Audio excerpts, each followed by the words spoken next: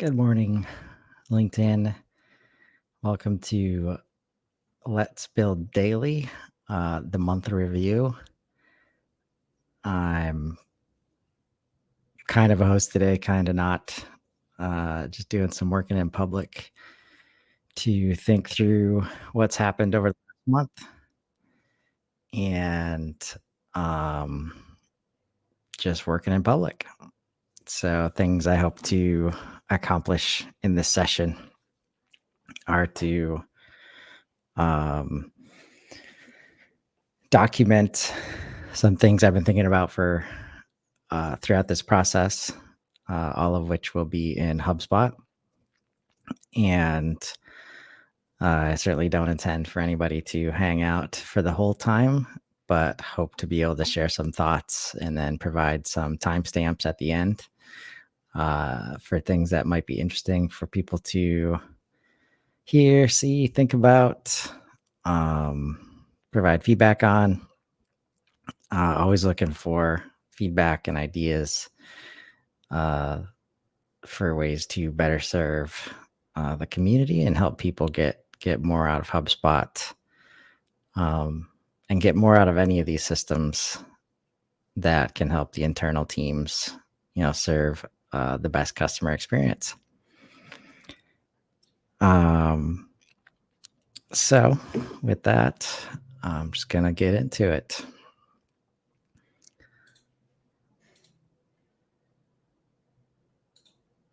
I'll share my screen here.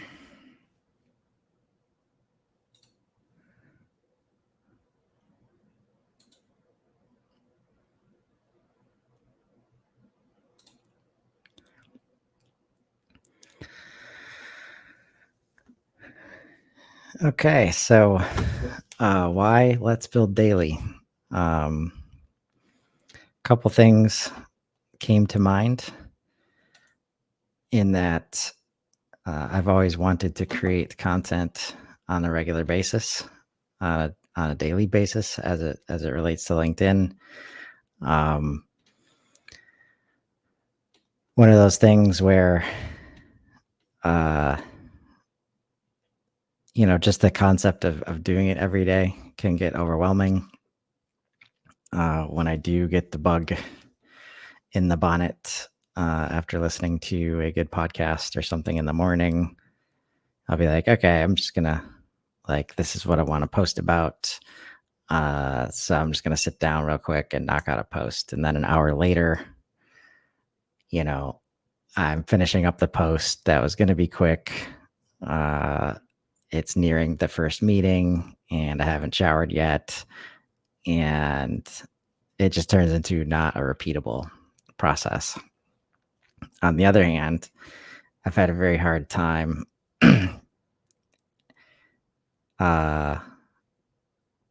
whether I'm taking the easy way out by blaming my ADHD or not. Pre-planning, structuring everything, creating process, just hasn't worked.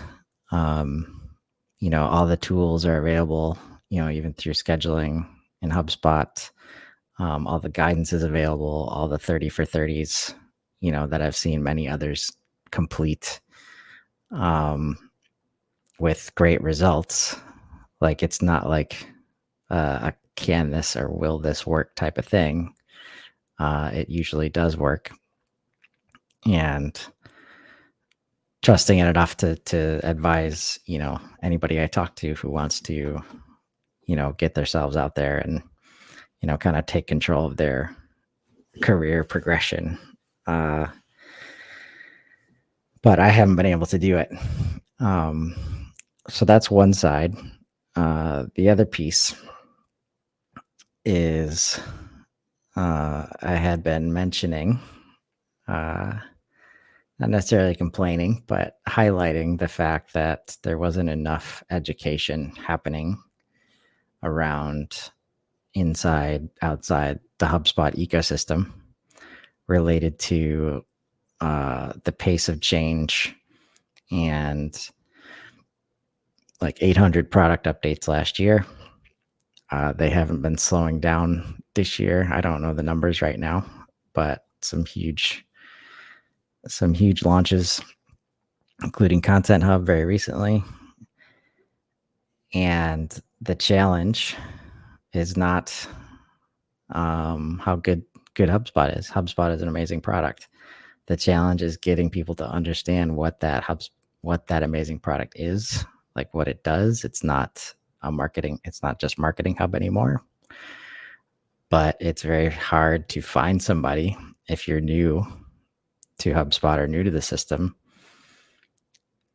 that actually goes beyond an expertise of marketing hub. Maybe some sales hub, but that's mostly what you find. Meanwhile, you've got 6 hubs, including Commerce Hub and now called Content Hub, used to be CMS Hub, which are immensely valuable. And as HubSpot moves to customer platform, I see those 2 things as, one, solving a lot of quote to cash experience problems for companies that haven't digitally transformed yet.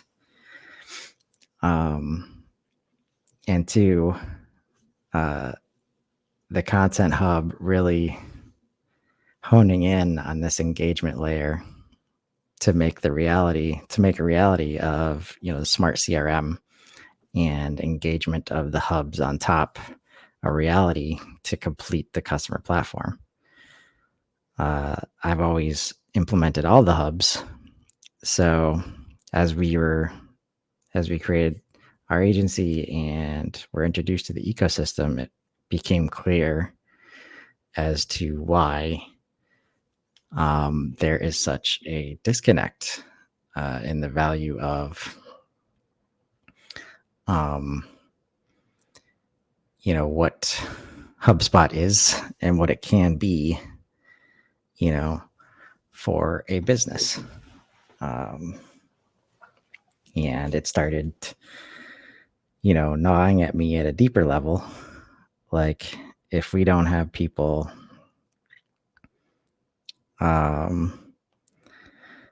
understanding the value of CRM or buying into CRM, how are they going to understand customer platform?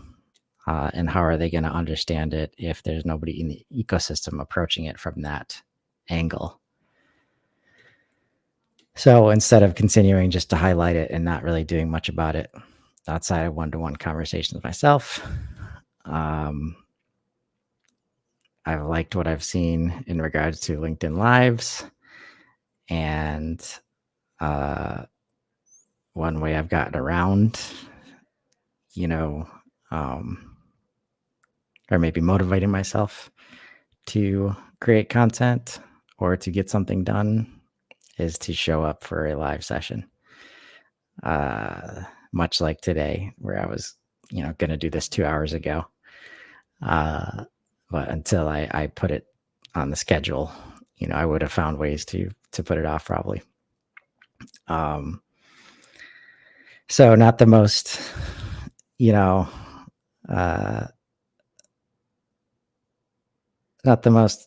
organized, thought out, all these other ducks in a row things were not in place, to make this work. But it was, I just really wanted to find a way to start creating content, to get these thoughts out of my head, to help really support all the one-on-one conversations I'm having, the community engagement in Sprocketeer and other places, as we start to build business, as things get busier, making time for all those one-to-ones, paying attention to every thread, is not scalable, not viable. And I've actually been able to use a lot of these to help, with the sales process and drive revenue. So that was another, maybe not secondary, but that was also something I was trying to address, is, the creation of content that can help with random conversations here and there. So those are the main, pieces of why I got started with this. And ultimately, I'm coming at it from a place of, if I can create content, much like the one-on-one conversations, and just know that at least one person is getting value out of it, then um, then it's valuable. Then then I feel good about what's happening, at least to get started. Um,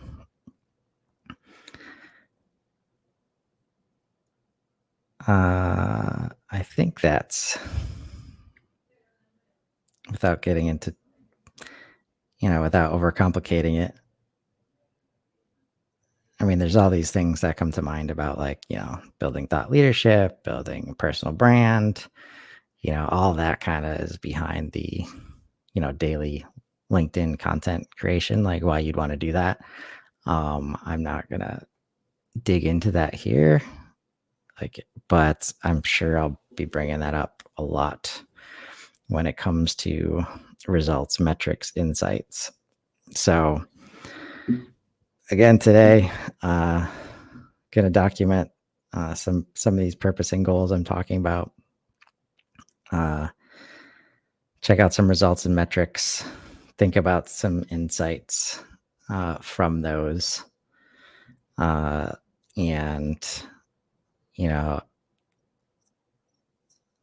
just reading the list here, asking for ideas and feedback like along the way. I do look to keep doing this and, continue to build value, not just for myself, but definitely for the community, and build on a lot of what's been created so far. So with that being said, I'm going to jump into HubSpot.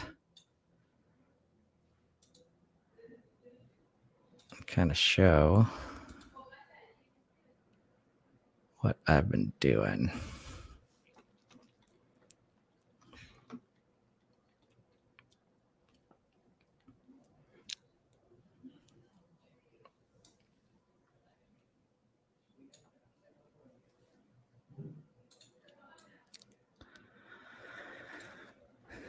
So a few of the things I've used to help myself show up every day is definitely HubSpot plays a big role, because it's actually not easy to. There's no efficient way to create daily LinkedIn lives. Everyone has to come with a post. So then you start thinking about, okay, how many times can I post in a row, knowing the impact on the algorithm. So generally don't create the event more than 24 hours in advance. But there have been some exceptions to that. So there's kind of two types of events that came out of this. One was some interview styles, with Max and George, and then all of last week, with the focus on the World Certification Week. Just getting some other stories.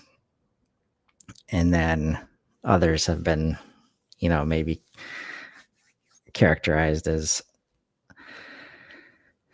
just live building sessions. I don't necessarily want to call them how-tos. And I think that's something I've noticed, that there's a ton of content and kind of like the why, like what makes this different from everything else, all the other content that's available. For me, definitely it can be overwhelming to find yourself looking for resources, looking for information related to HubSpot. And the challenge of HubSpot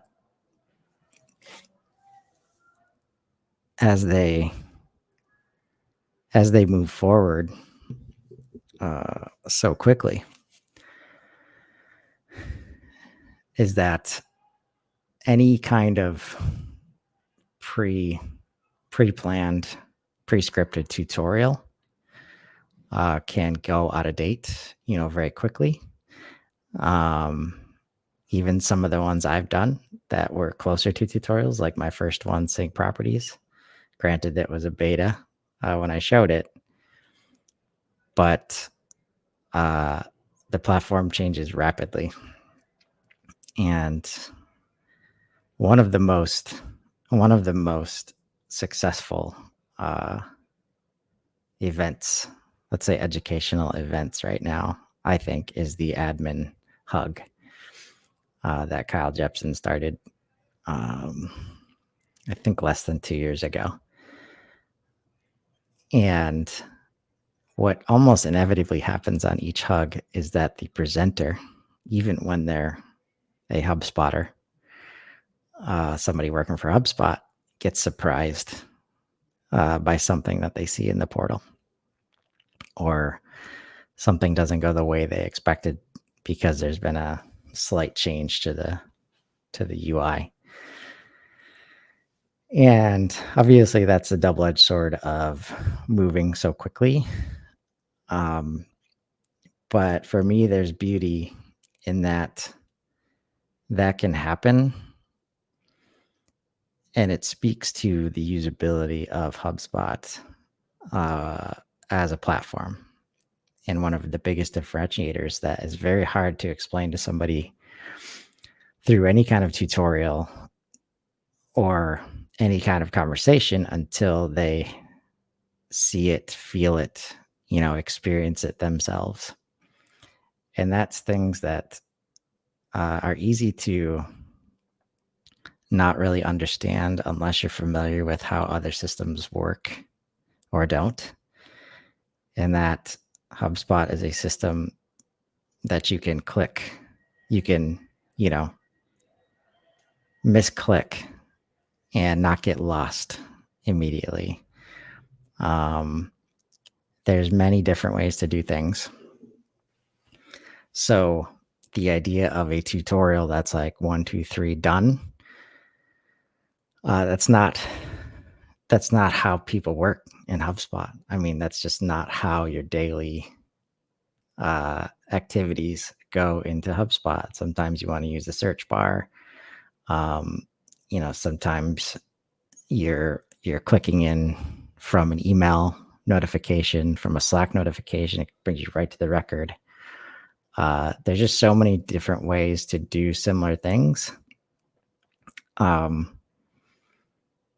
only do the tutorials leave a lot to be desired and are leaving a lot out, they are missing the opportunity to learn what's new, to be aware of what's new. And that happened to me at least once, where as I was presenting about association labels, I discovered something new that was really, really cool.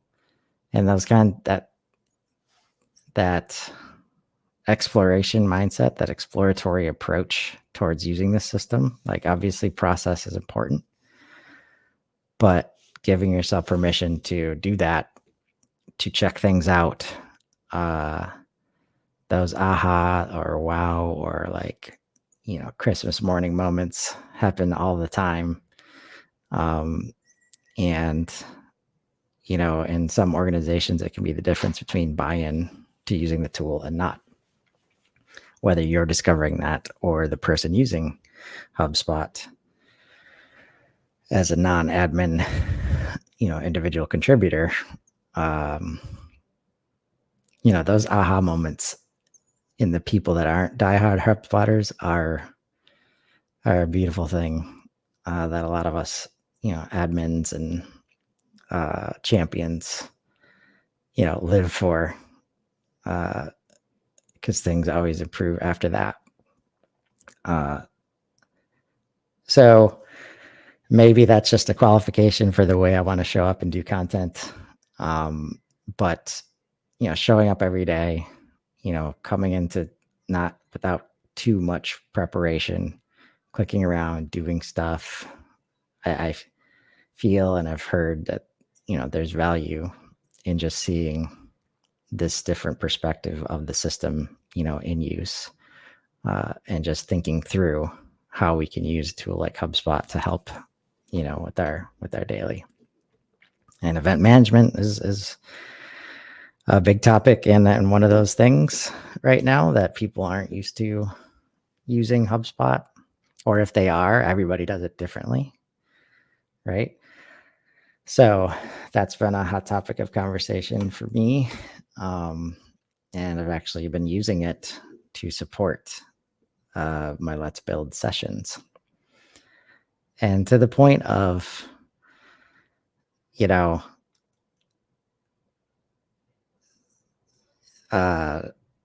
this 9 o'clock time has gotten me out of bed some days. And sometimes it's because I can create the event, from my phone. And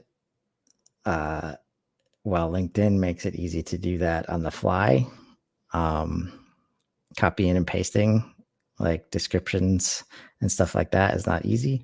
So I've been able to use the HubSpot app to go in, get a description, make sure I'm starting to get consistent with some of the details and the hashtags, stuff like that, right? And do everything from my phone. So just to kind of show what that process looks like, we're going to create today's session.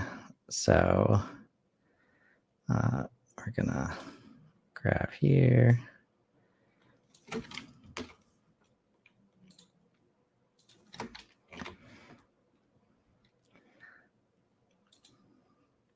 And to begin this, I did start with a spreadsheet, and I was like, all right, this is what, I think I started it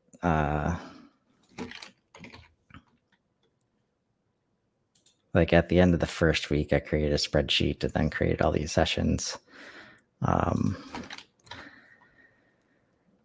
Created some of the framework here. So this is where I'm just going to move through and probably not talk a whole lot as I do it. Start date today. Start time was 1100.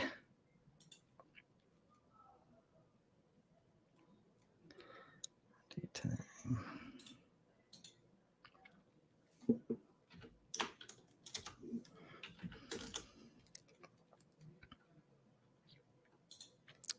And this is a good example of just being able to do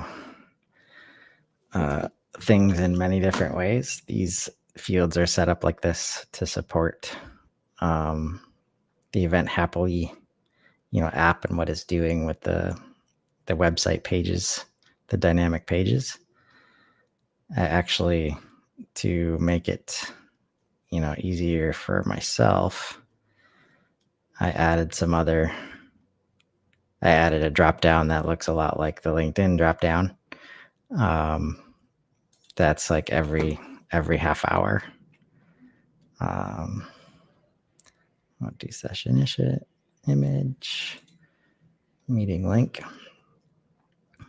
One interesting thing to note that I'm still discovering, as I'm clearly using this function of LinkedIn events, LinkedIn Live, differently than I think was intended.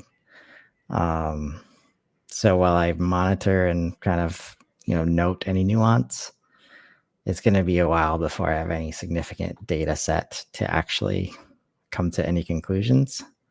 So almost everything I talk about today will be, while there might be numbers, it's a while before they're actually, truly quantitative. All they can do is provide some qualitative, insights right now. So things like if I go to let's see, share, right, and copy this link. Right, I've been using the meeting link, right? So you see this events, let's build daily, monthly review, theater. When I've shared this, it usually brings people to the comments, like in this spot that also shows the post.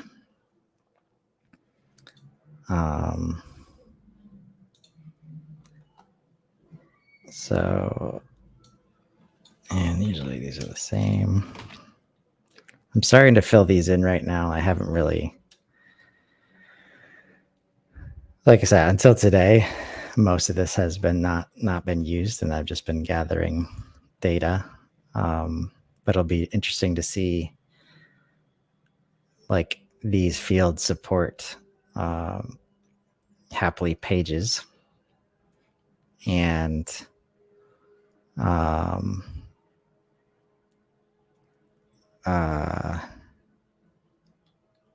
so they're pulled in to like a calendar, page. So eventually I see some value in, maybe there is a, and if there's anybody out there that you can hear background noise, please let me know. I definitely hear a loud TV in my background right now. Yeah, so there's lots of potential. If you follow any of my content, I'm huge on the CMS plus CRM aspects of HubSpot. So anything we put in the system can easily be put on a web page. So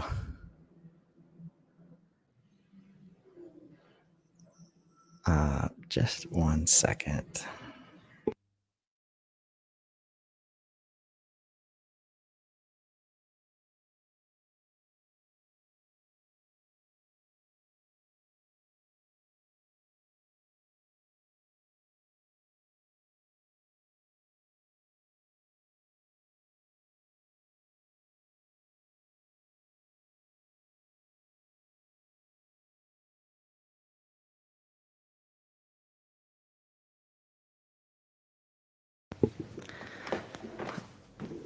All right. So even if you guys couldn't hear it, it was clearly impacting my ability to focus. So here we go. So event format.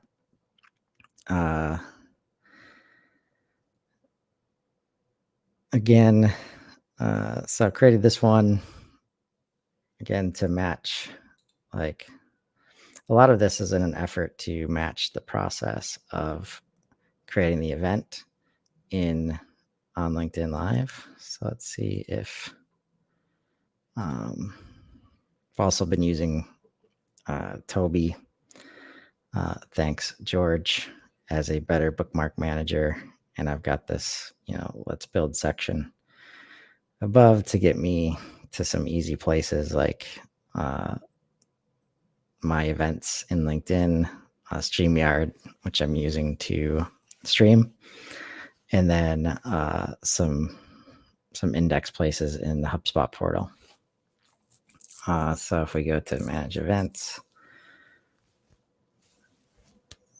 and so this is one way for me to see, all the events together. And with my first, event being March 18th.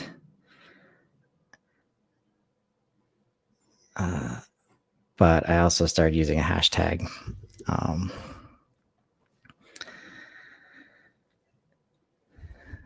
That I can show right here, actually. So that's one way, even like until they remove this completely, like, which I don't know if they will. I think this is a bit of overcorrection that so many systems are built on hashtags, and the ability to tag specific information. Like, I don't know how far they're going to go by trying to minimize hashtags, but if we click on the hashtag here and can see myself live here. That's cool. But you can, so 6 followers, that was 0 a month ago. 5 if you're not including me. So that's a slowly building audience, in theory. And but it's really one of the only ways, outside of like LinkedIn newsletters, that you can, kind of make it easy for people to see all your content in one place.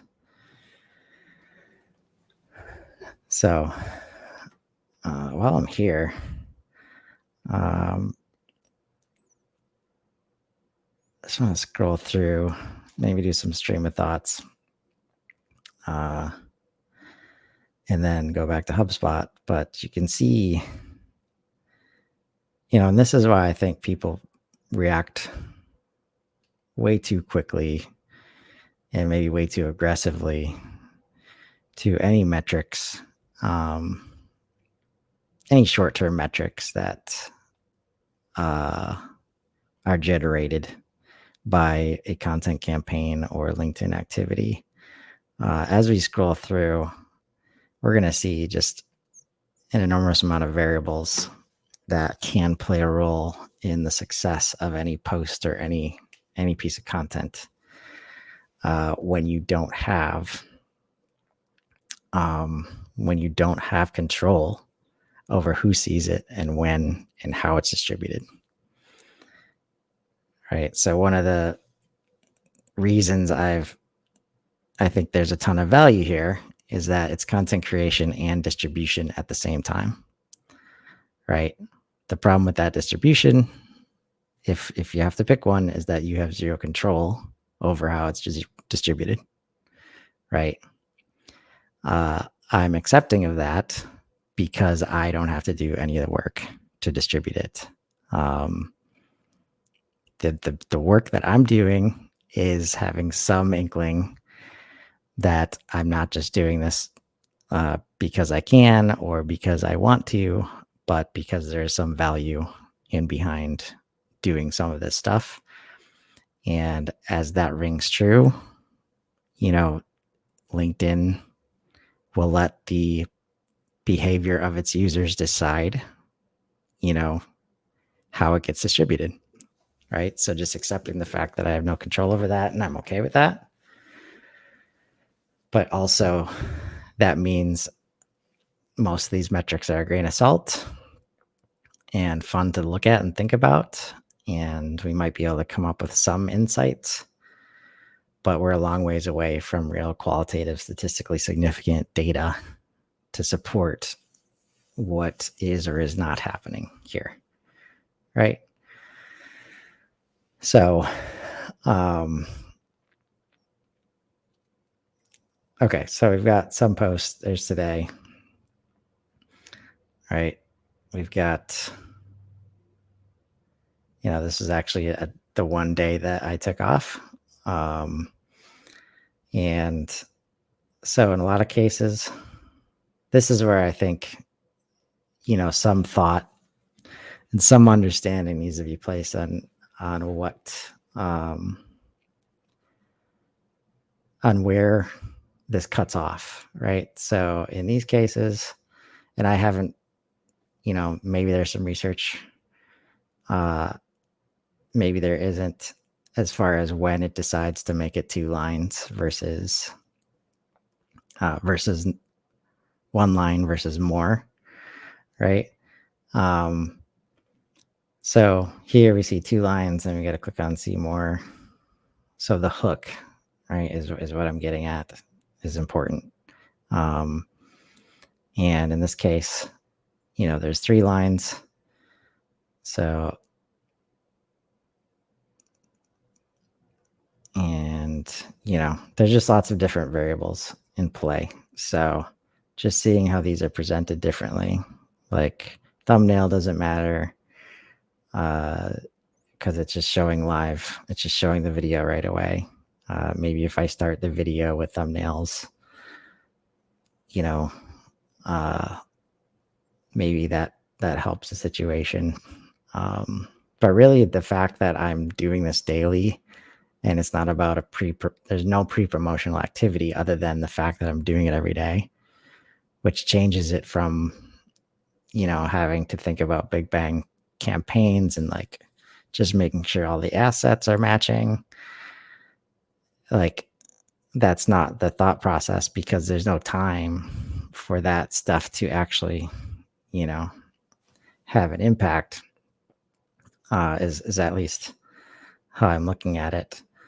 Um, so, so hashtag 1, and then just noticing, always being mindful of the way this stuff gets presented to somebody else, right? So much self ridicule, can happen, uh, like self adjustment, when in reality, if you don't have a clear understanding of how it's presented to the end user or to the person you're trying to engage with, like, it doesn't matter. You could make so many, adjustments down here that are just never going to be seen if they don't click, right? As one example. So, the hashtag is how I, see everything in one place. And honestly, I should just add that here too.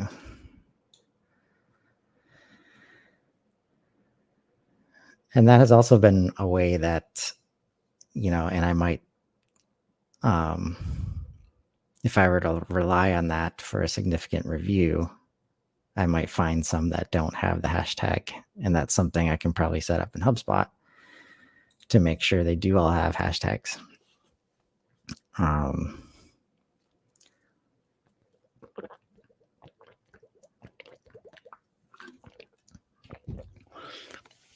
So, as I was saying,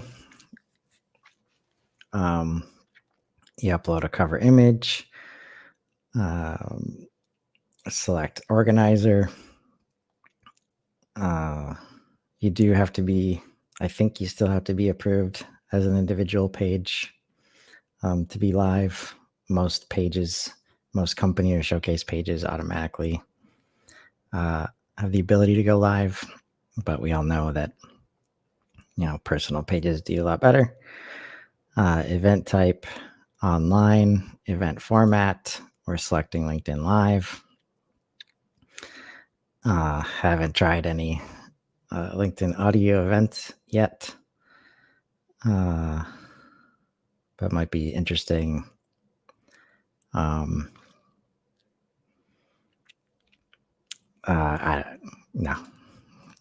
yeah, not yet. Then event name up to 75 characters. And clearly, so this is where, like, working on naming conventions can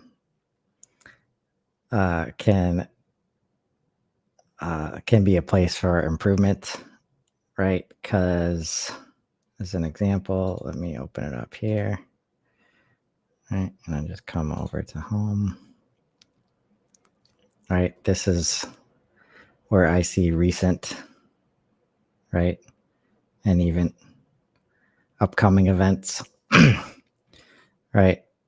And this is probably the most common place that people are going to see it, other than I just got a notification on my phone that is about, 30 characters or less.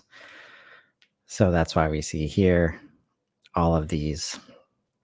I don't know which one this is, right? Other than us making an assumption it's in chronological order. So, yeah, so naming conventions, like many things, are something that I might be able to improve on. Yeah.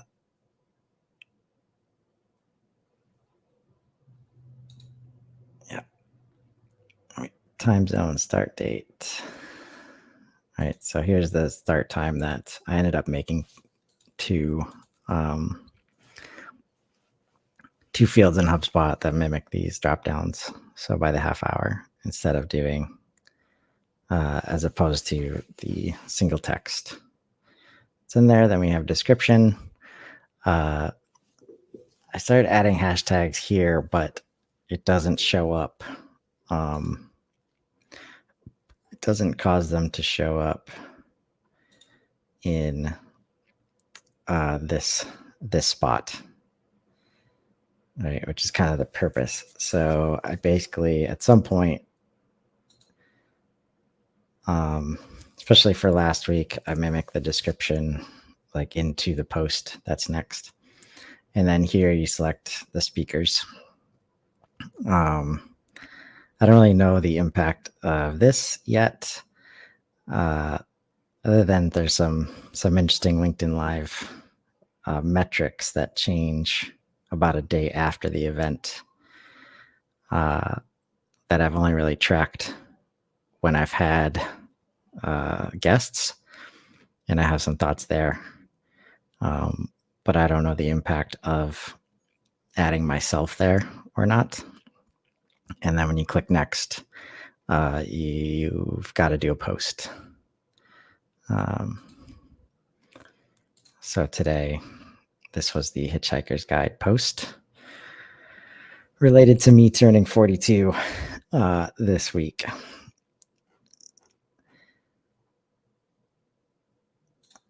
So that's how we get the event done on LinkedIn Live. So in theory, and I'm still debating on how much to plan ahead for this. I would like to plan ahead a little bit more. But you can see I started doing that, with theming some of the days, right? So datum on Mondays, I did that week 2. And then immediately week 3,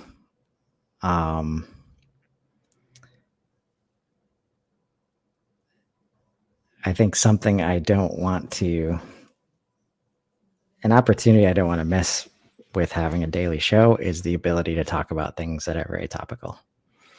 So like when Content Hub and Content Remix came out, I wanted to be able to review those things.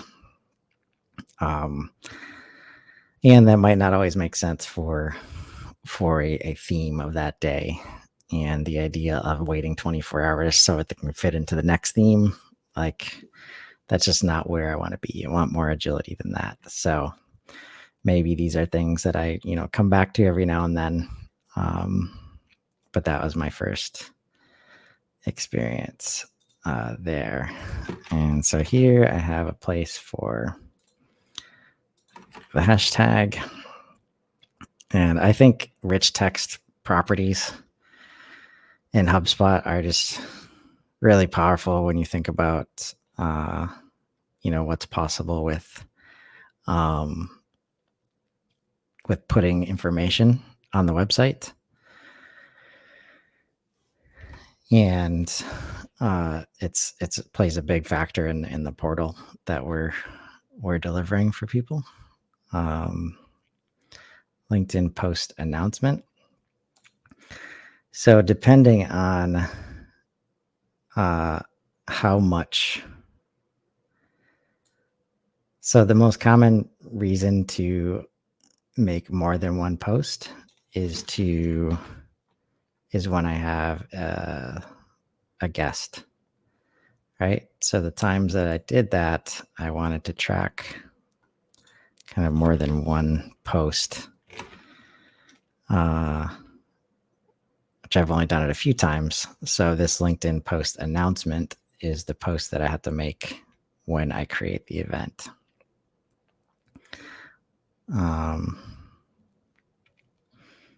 With the post URL. So if we go, let me get that.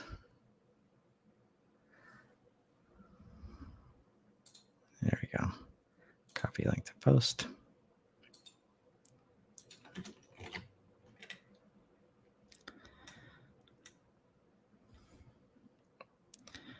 And now session topic.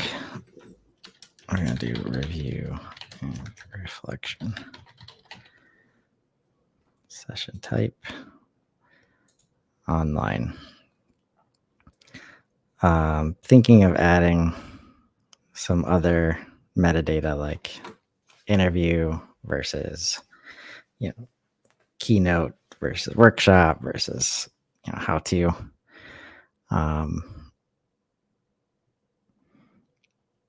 But haven't done that yet. So then we create the session. It brings us in, and we've got a couple cards here that I've made. So LinkedIn Live session properties. And these are where I started playing with how I present this information to make sure it's, maintainable. And I come in actually after to,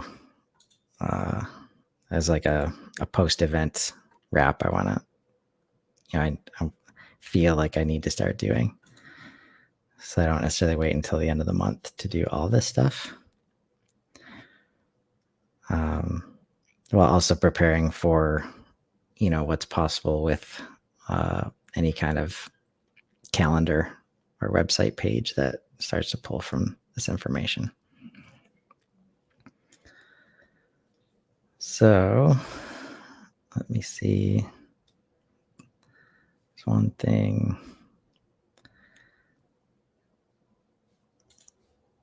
I think I just want to get this session start time here.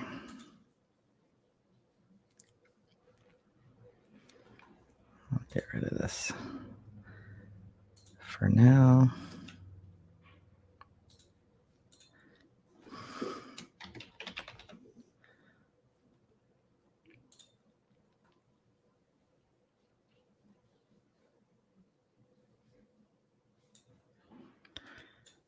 And actually makes sense for after.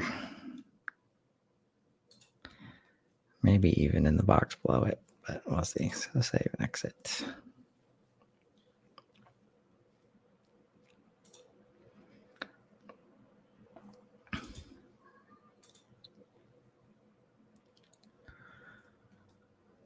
All right. So then the second box is all about metrics. And this is much better. So all of these here are from LinkedIn. And then qualitative feedback, I just wanted a space to track anecdotal stuff. Like I used it, in Sprocketeer, or I shared it with this person and they watched it and they gave me some kind of good feedback. Like, I think that's something we could definitely help ourselves with more as marketers or people who are experimenting in an organization. Like, oftentimes that's the stuff that is the powerful stuff, much more so than the numbers. Like, you could have thousands of hits, but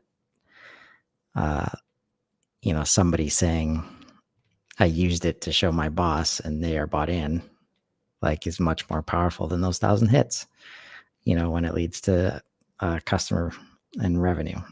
So having a place for that early on, facilitates, keeping track of that stuff easier so that you can throw it in the slide deck or just have it handy, in the conversation. So now I want to, and I've looked into ways to kind of bring this data in, automatically.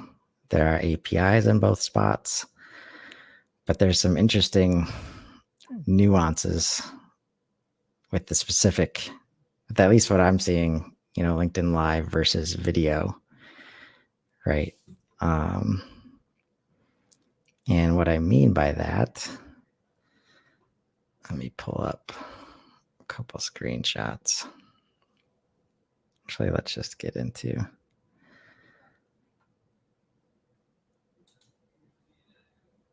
Let's go to this first one.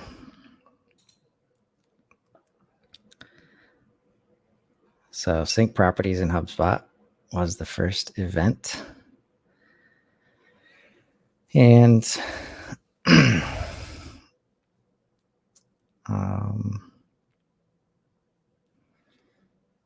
we've got, let's pull it up here.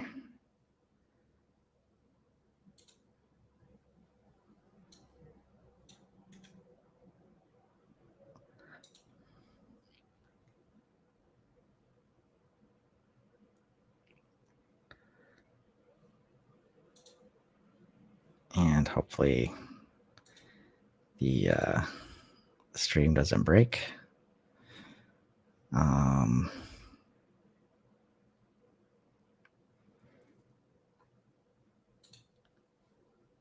Maybe I should, this could be a good way to shortcut this. This is one of the challenging things, like it's always attached to this video that's going to be autoplay. But anyways, so, and let me see if I can make this, hopefully this doesn't feel terrible. All right, so we're done with that. Get rid of this. Can't get rid of the left sidebar yet, but we've got,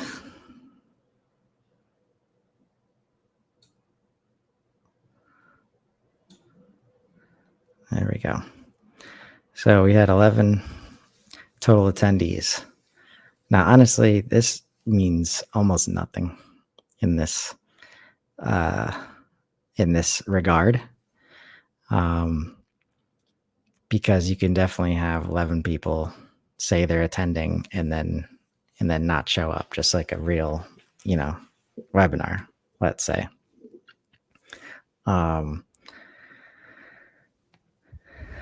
But it's something in theory you'd want to increase. But this is where if it's a daily event and people just start showing up at 9:00, and they don't know when I'm going to post about it, it should be I'm not creating a situation where people can click attend, right? They might just get the notification that I've gone live, right?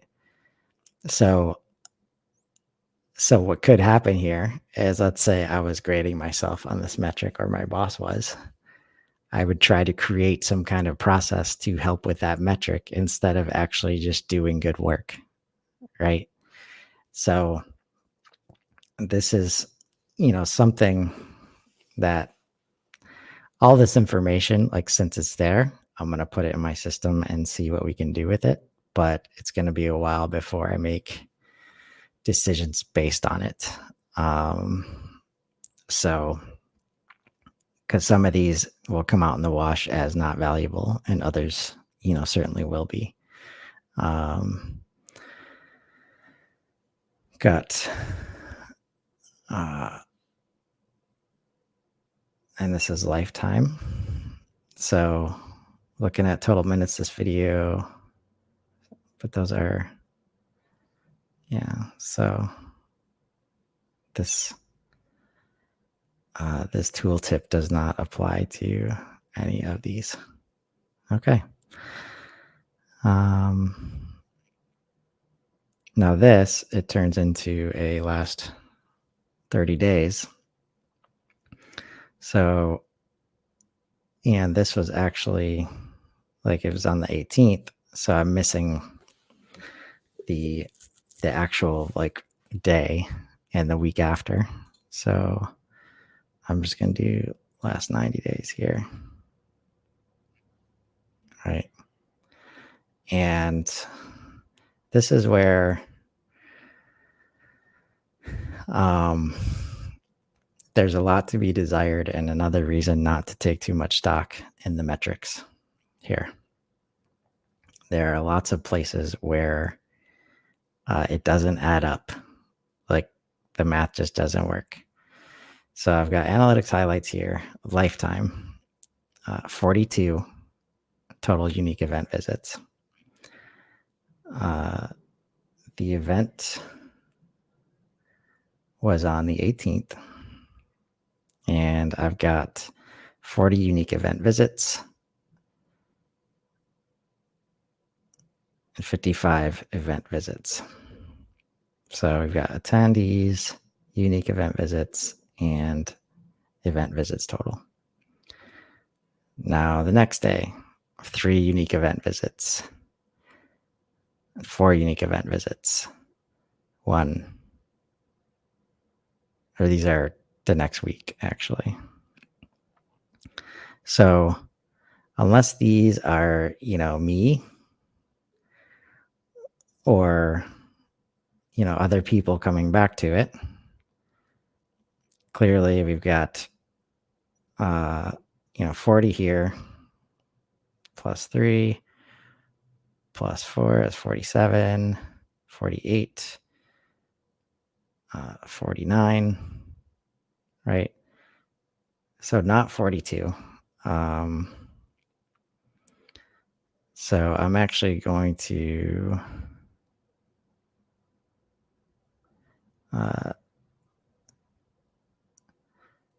now for the purposes of an exercise like this, so I had updated this last week at 48. Looks like we've got an extra. So we'll just, the important part is with this data that we're not sure, the math is not adding up. That doesn't mean you can't trend, or try to pull insights from it. You just have to bring it together in a consistent way. So if this total unique event visits number, until I learn otherwise, like I'm just going to add, what I see here, and it might be, so you've got these others, which doesn't help me.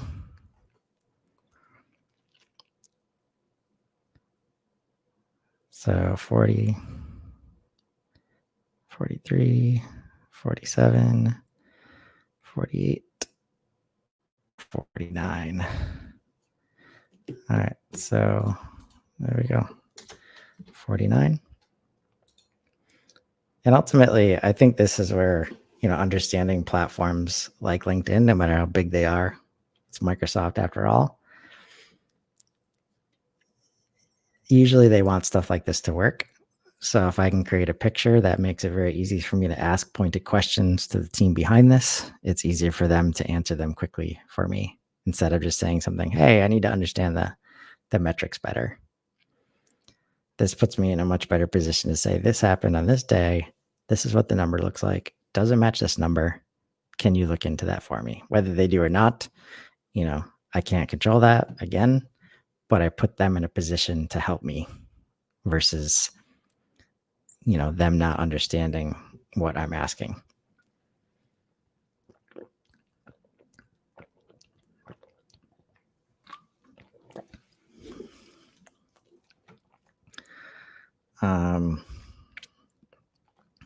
And I have yet to hit this threshold. I think LinkedIn does do a good job of getting granular when they can, but generally they err on the side of not risking um, like exposure to personal data, even if it's a LinkedIn profile, unless permitted to do so. Like something that just popped up for me today that was new is I could give permission for company pages to see that I'm visiting. When I checked out the HubSpot page earlier today, that was new. So, long story short, there, as you start to try stuff, again, grain of salt, but grain of salt in a very consistent way. And don't be afraid to ask about discrepancies you're seeing in the system. So with that, we've got total event visits, 55, 58, 63, 64, 65. So there's one more here too. We've got no save button to click here, automatically updating. And the one thing we never expect to change is the attendees, at least after the fact.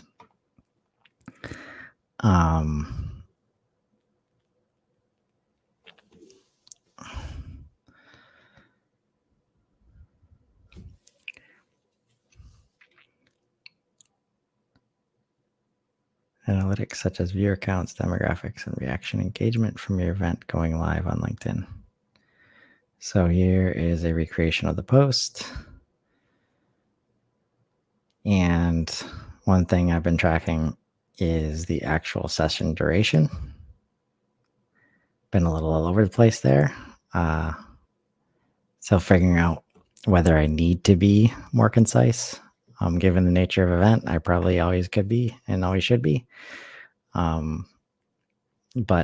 got some interesting data to show that, again, while we could refine in some spots, let's handle one variable, at a time if we can. So that's not going to change. Peak live viewers, we had 6, and there's nothing to guarantee that if it was any of the 12 people or 11 people that said they were attending. I know qualitatively there's some overlap there, but this is a number that actually changes, and it could be based on, again, privacy as it relates to guests that I'll show a little bit. So peak live viewers is the highest number of concurrent unique viewers watching your video while it was live. Minutes lifetime, total minutes this video has been watched for views more than 2 seconds. So this is one that switches, like you can't, like the math doesn't add up. Like peak live viewers plus duration does not equal this number right after, right? And it's probably a bulk of the number since there's a bunch of 2-second watches in here. Views lifetime, number of times this video was watched for more than 2 seconds. So these are obviously, we're switching from live metrics and event focused metrics to distribution metrics here and consumption. And I think there's some kind of switch that happens that relates to that. And that would make sense because it's moving from event to distribution and content only. So here I got, and again, if I can't automate this, like how often do we update these things? Probably not very often if I can't automate it, but I do want to create the space for understanding it if I can. Because a lot of this, like the distribution only matters if it shows like longevity to the content. And this is where, like, if there is longevity, in a place that doesn't support longevity, right? How much of this do we want to bring to YouTube or to the website?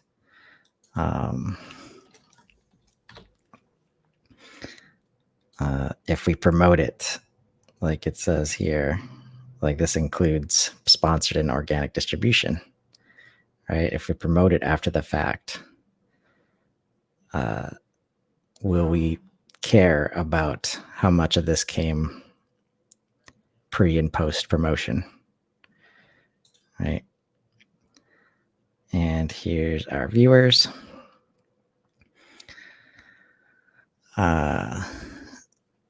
And again, I think if these data points exist, one would hope that it's possible to pull them from the system and understand, when people are dropping off, when people are joining. There's definitely a lag that I think relates to when people receive the notification, which is the super interesting part about a lot of this, is like, since I can't control, when they see the post, I've done it, the day before, I've done it hours ahead of time, I've done it 15 minutes ahead of time.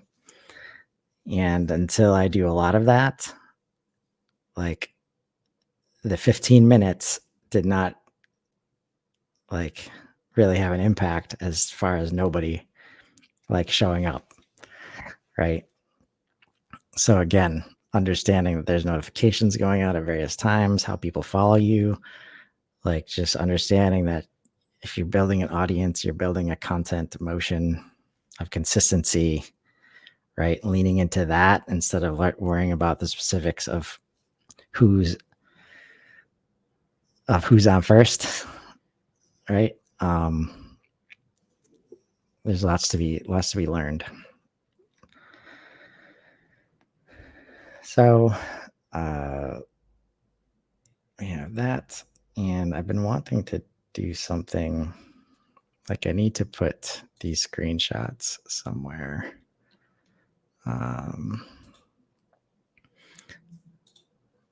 Because one of the things you can glean from this is, especially when I have guests, it's a way for me to track the change day after.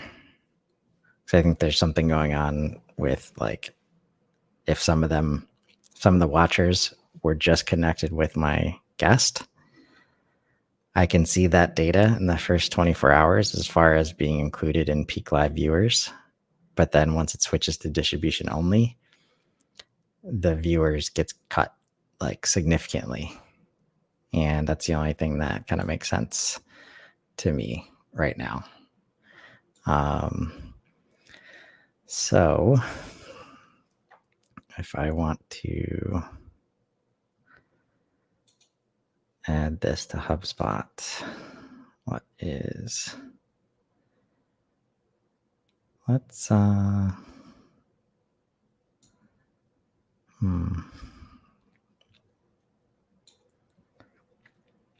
how about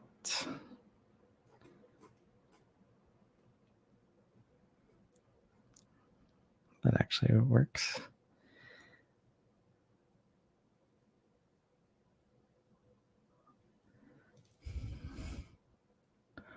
So two things come to mind, and that's either a rich text field or a file property. So I'm gonna wonder if I can get to it from here. Nope. Well, it's the same thing. It's not actually. It goes back here, and I can add a property. And this is an object, so let's go to properties.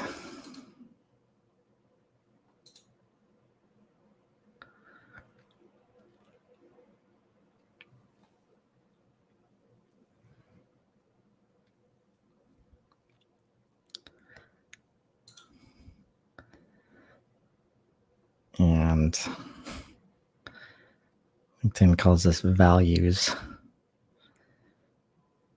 live viewer values. So,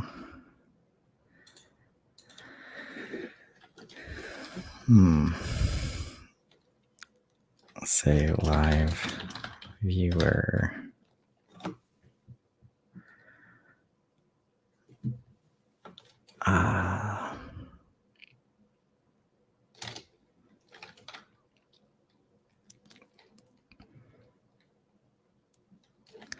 Live viewer values chart.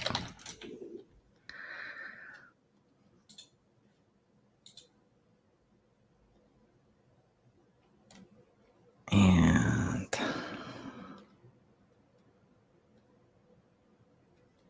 let's see if this will work. Because I used to be able to do this, but sometimes it hasn't worked. So if I come back to record, edit properties, something I'll be adding a lot of today.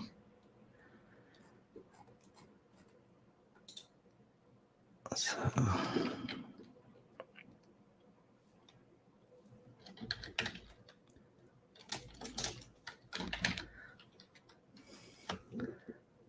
live viewer values chart. Okay, already in there.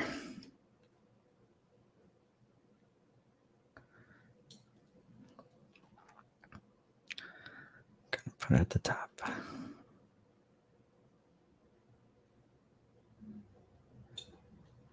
Gonna try.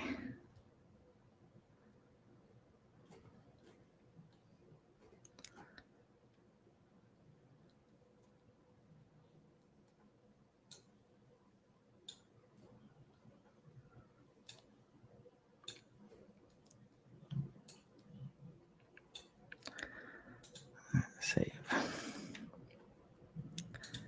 Now,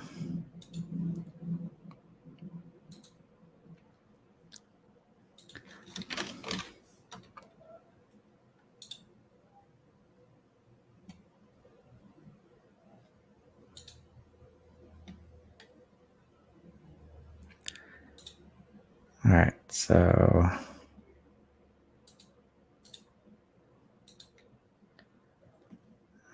to click here for chart.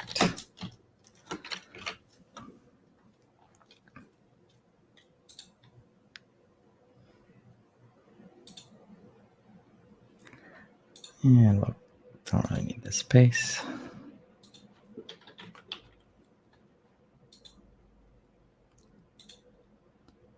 So I first started doing this with like the concept of shipping proof of delivery, because it's something we want to show on our portal. So this is a way to just bring in quick snippets of images and have them available. So, and then we've got reactions, comments,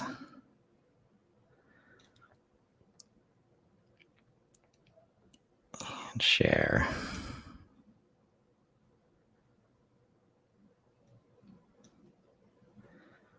All right, and those are really the only things that I'm tracking at this time.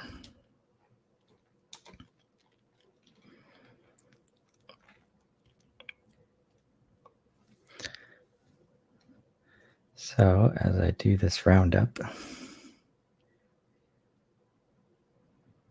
actually going to do it from HubSpot.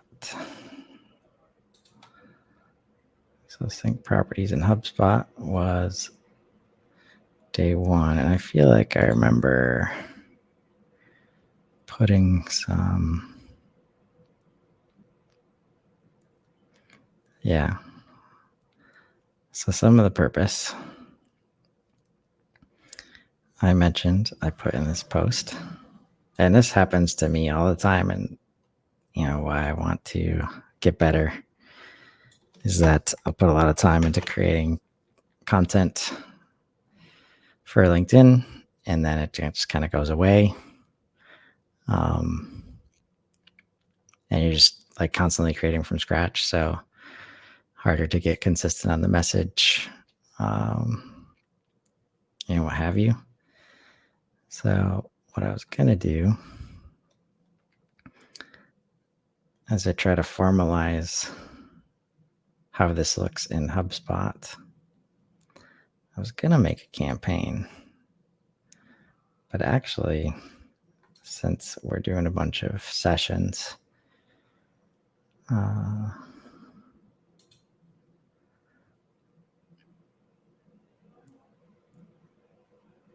feel like I want to put it here just to make sure nothing's changed recently. Because you can't add CRM objects to campaigns yet, right? So if we create a campaign, start from scratch.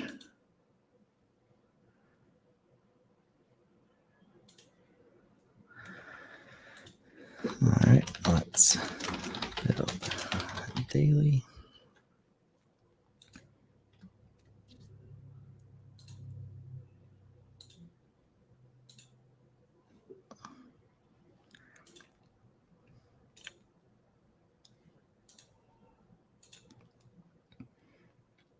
Because in theory, this is where using LinkedIn Live and not using emails or Zoom or not using anything like a landing page, the traditional mechanisms of building out promotional campaigns or content campaigns are generally not supported by the traditional tools. So, it would be nice to set this up in a way where it can help. And I wonder how much I can put here.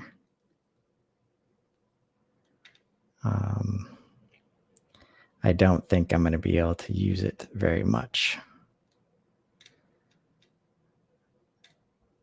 Campaign audience. Let's say HubSpot users.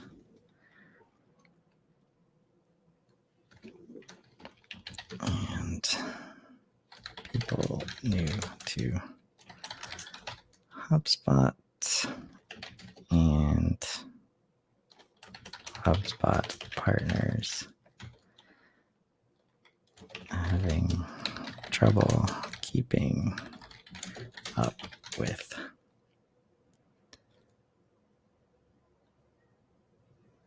product updates.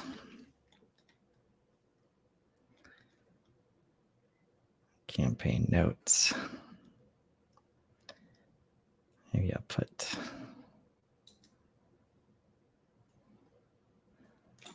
some of this here just to see.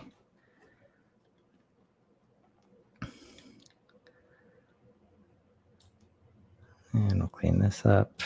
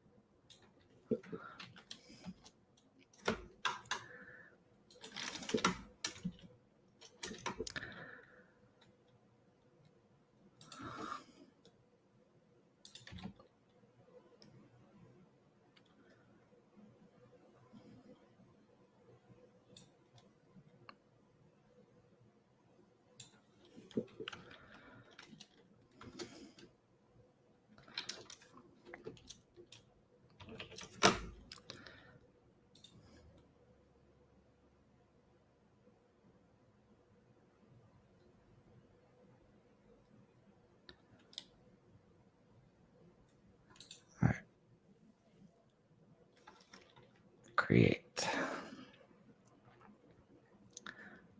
So even though I have some preconceived notions about whether or not this can work for this activity, I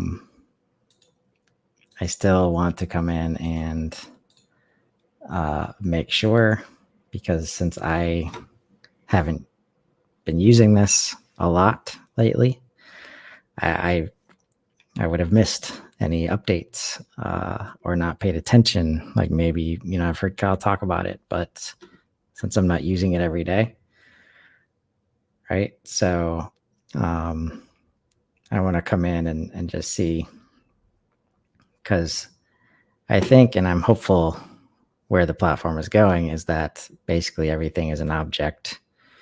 And at some point, you'll be able to associate all objects with each other. This would even be huge for, adding contacts and leads to a campaign. Like a lot of people wish it could work like it does in Salesforce, instead of automatically attributing and then not necessarily trusting the attribution. So if you look at assets here, blog post, calls to action, marketing events. So this is an example of why you might want to use marketing events instead of a custom object event, or both, right? Because we can add it here. Social posts, could definitely add a lot of those.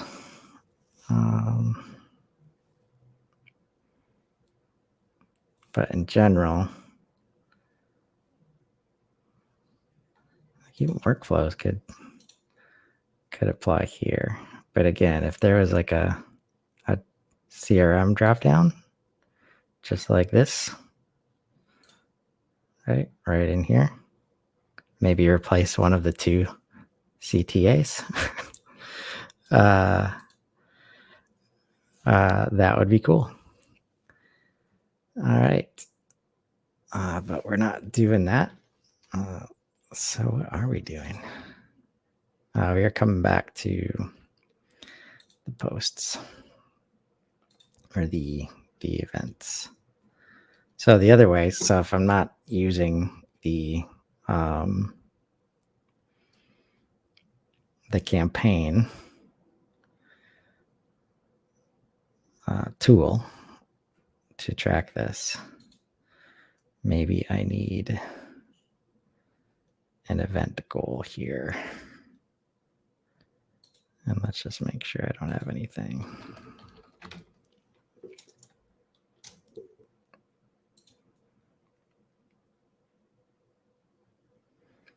And I don't really. So come back here. There we go. I knew there was a shortcut. Create property.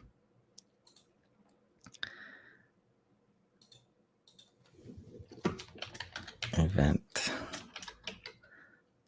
goals. Field type.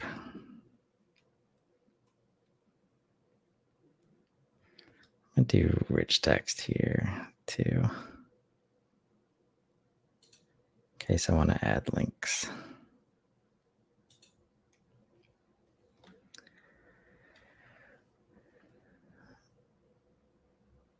All right, we got the left sidebar here.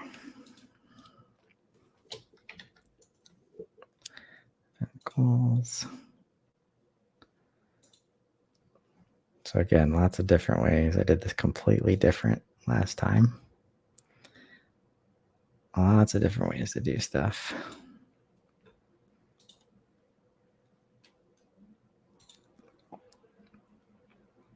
And honestly, I think it supports a better user experience more than it hurts.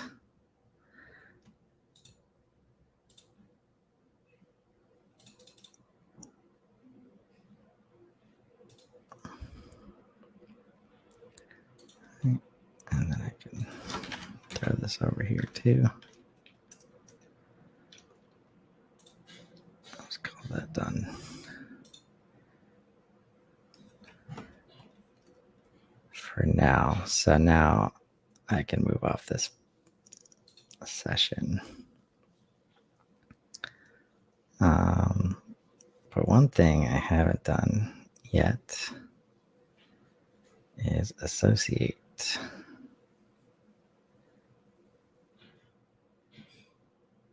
So let's add from here. Make sure we have everything. And some of these actually did not come to pass, so we'll be adjusting them.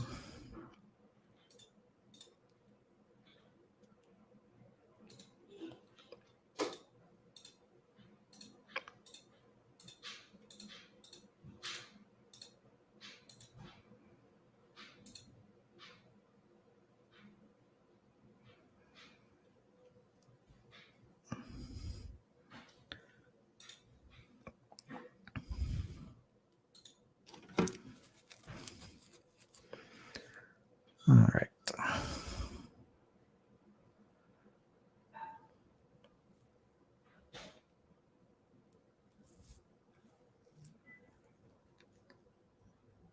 And I'm also playing with the idea of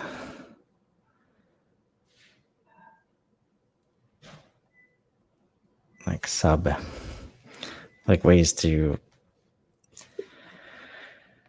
manage specific themes, or like even like session tracks, like you could apply to like if you're running a big event. So it'd either be a sub event with sessions in it, or a session, a master, like some first level sessions with sub sessions. I feel like events, like sub events makes more sense. Just gut reaction. So I'm going to come over to custom objects, happily events, associations. And I want there to be event to event.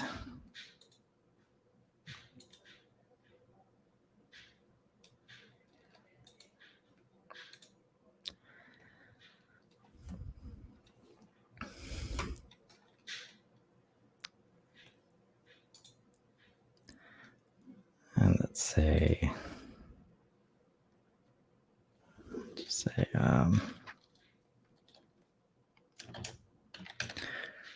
event track.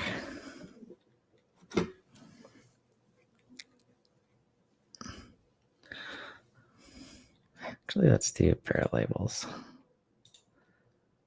So one is parent, or maybe main event.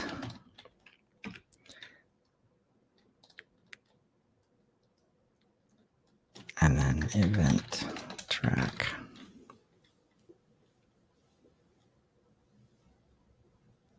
That's a yummy internal name.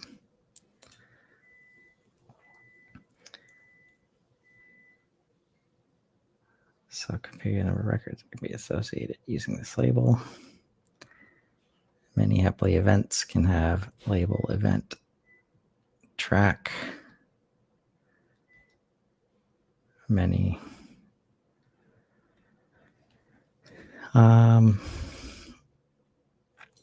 This is one. Right. I mean, if you didn't, as you learn more about associations, if you don't know about data structure and concepts, they're making it as accessible as you're going to see anywhere else to allow you to set up your system the right way inside of the system. Usually better to map it outside of the system first, but a lot of what they're going for is is not making you have to go a bunch of different places.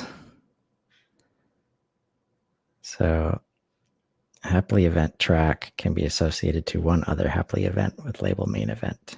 That's right.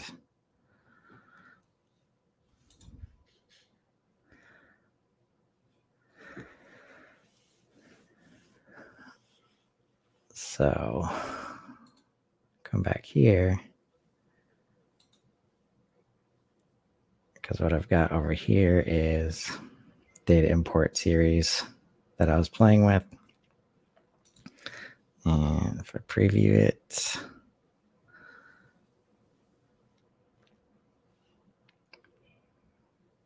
then I add,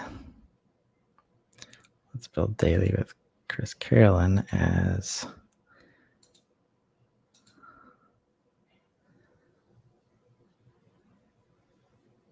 so this is the main event.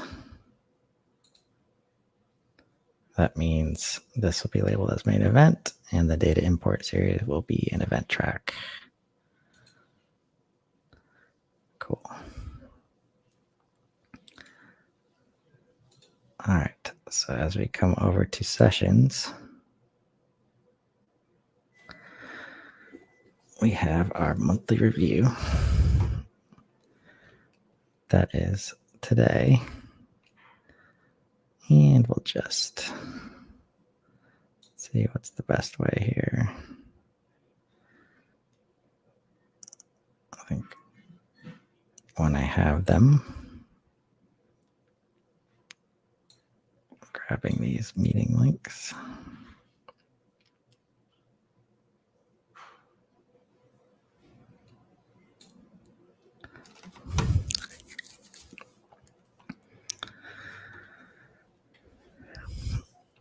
Mm, 12:30 already.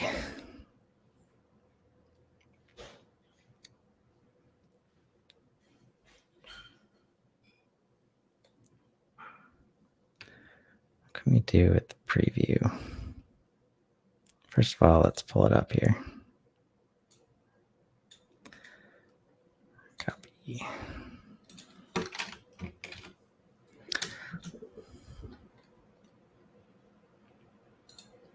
Pause. Preview.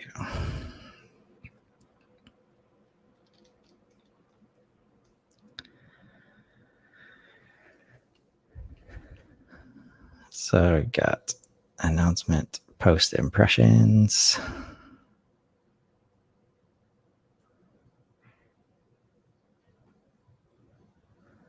So if we see more.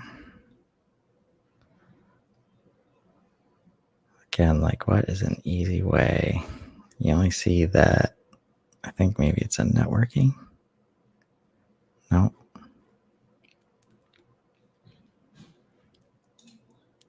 There's a way to go to the post and see the impressions.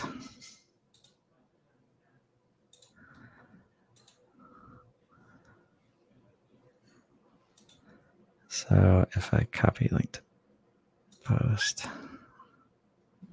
and then view post,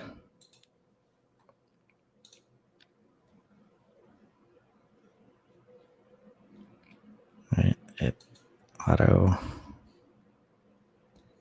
moves to the event.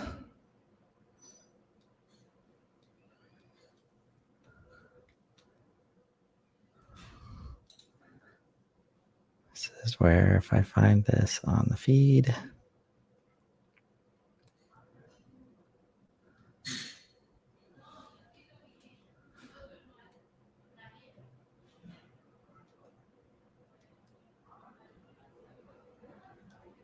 which I am not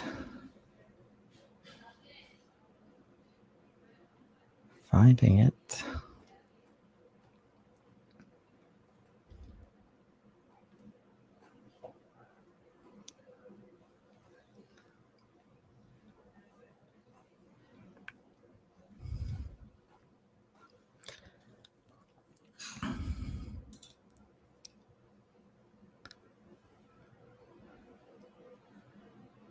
Another reason not to rely on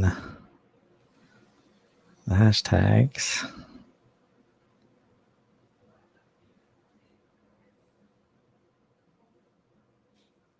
Let's see here.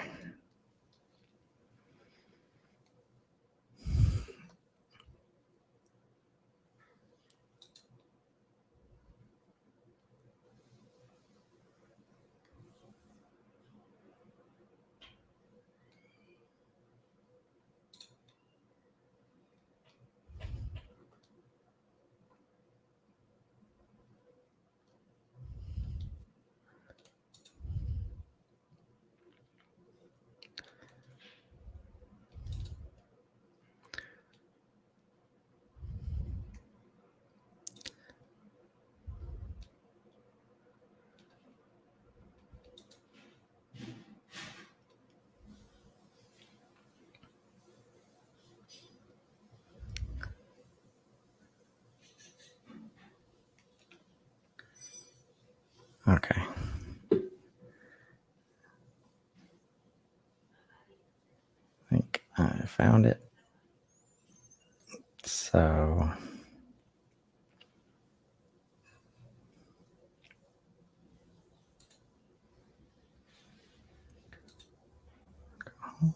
post impressions.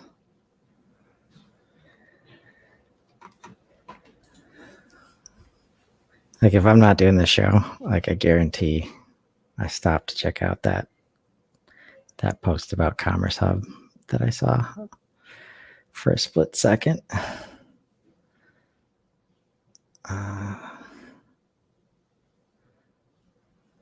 Which I don't know if anybody else has that issue, but that's definitely a problem for me. Like whenever I want to go reference something in LinkedIn for any reason, since the first thing you like, that's why setting up these links has been helpful, because I can bypass the feed if I see the feed first. Like, just does a very good job at serving me things that will grab my attention. So okay, this is one of the few posts that I did that was not related to Let's Build Daily. Save that for another time. So past 7 days, we're looking for Adam. Okay, so we got 292 impressions. There we go.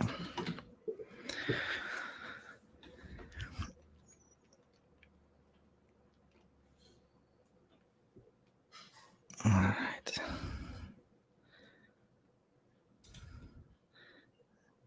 Date time. This was on Tuesday. We ended at 10.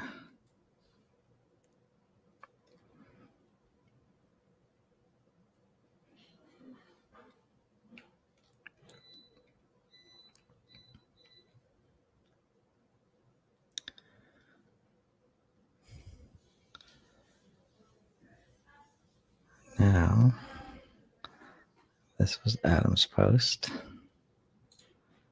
Got our analytics.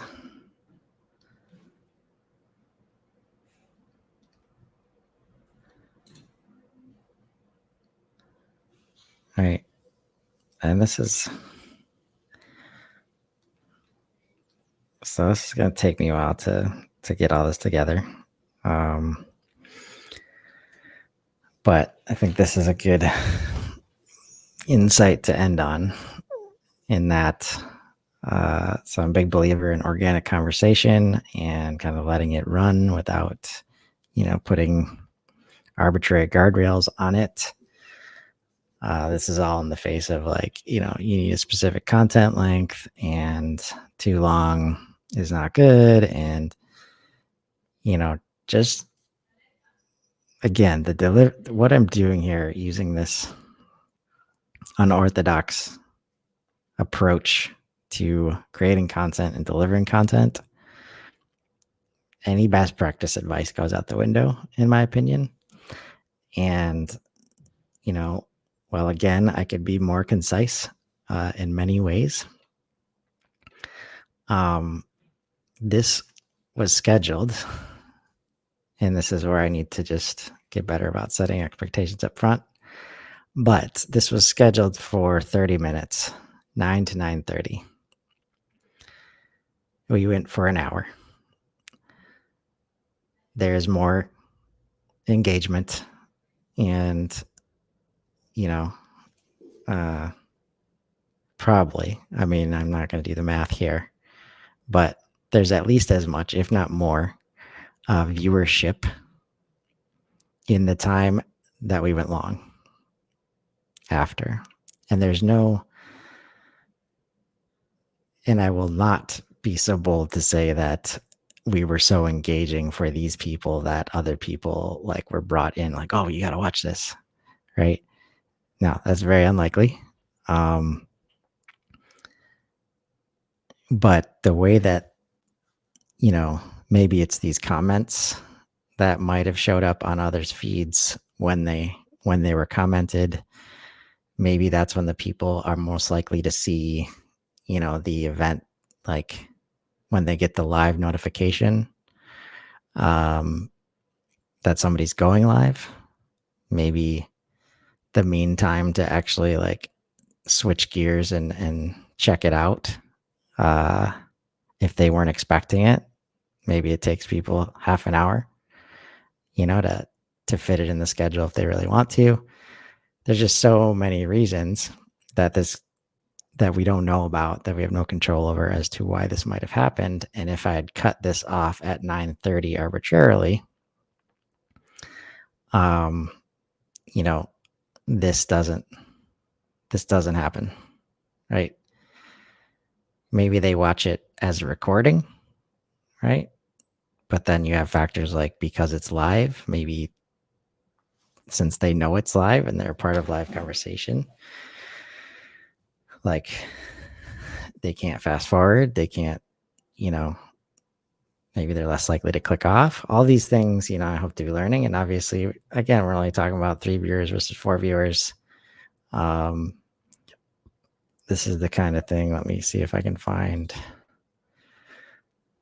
a screenshot that I took.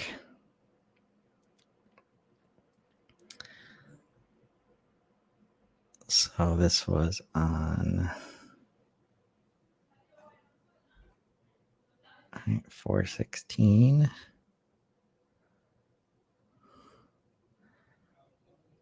Of course, I did not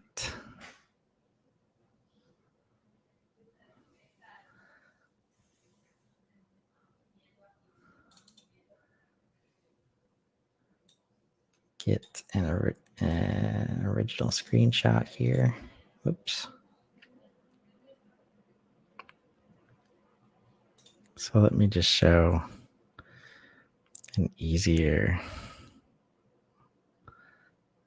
example. But this is what I mean by, you know, I get help from some structure if I want to understand these things, which I do. But let me see here. So when I did with Max, Mr. Max Cohen,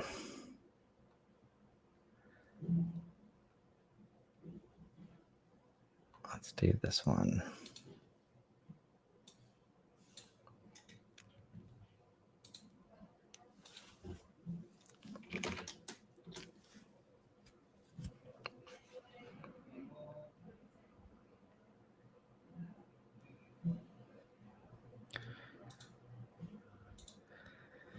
And obviously, who's not going to have fun creating content with Mr. Max Cohen?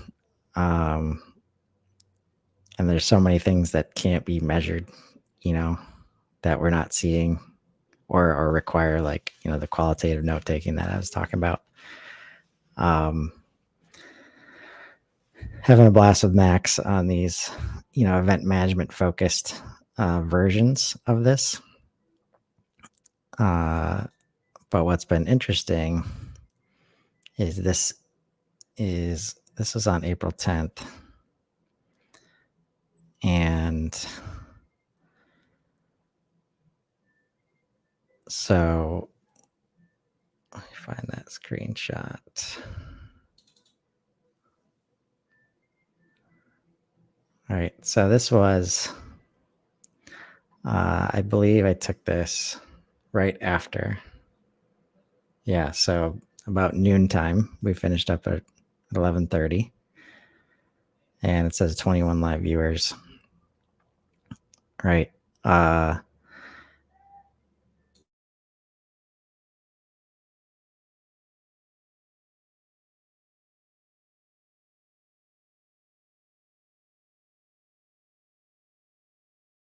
interesting is that if we look at it now, all right, let me pull it back up.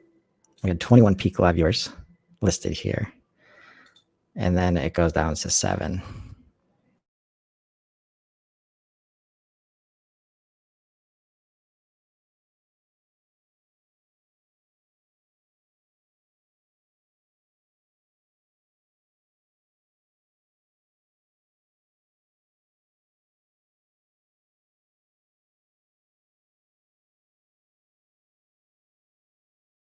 Uh,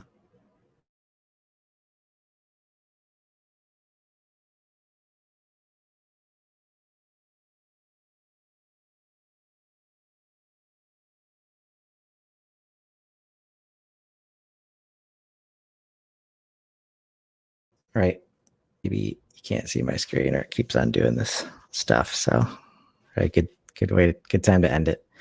But you can see it kind of matches here. The scale is a little bit different. So you can see, like, this looks more extreme, but this one is 21 viewers. This one is 7.